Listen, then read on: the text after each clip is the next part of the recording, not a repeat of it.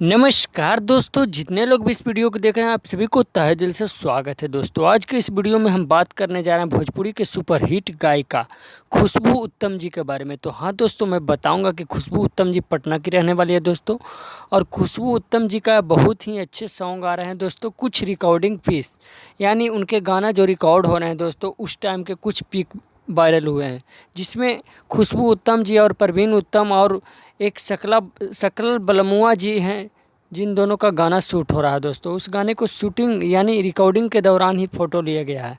मैं आप लोग को बताऊंगा दोस्तों कि खुशबू उत्तम और शकल बलमुआ जी का बोलबम सॉन्ग का ये रिकॉर्डिंग हो रहा है दोस्तों, और उस रिकॉर्डिंग का कुछ फ़ोटो पिक वायरल हुआ है।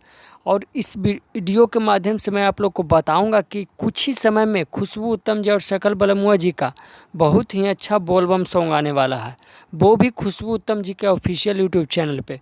तो अगर आप भी खुशबू उत्तम जी के फैंस हैं दोस्तों, तो इस वीडियो को ज़्यादा से ज़्यादा शेयर कीजिए, लाइक कीजिए, कमेंट कीजिए, और साथ में अपने भाई के यूट्यूब चैनल निखिल दीवाना ऑफिशियल चैनल को सब्सक्राइब कीजिए।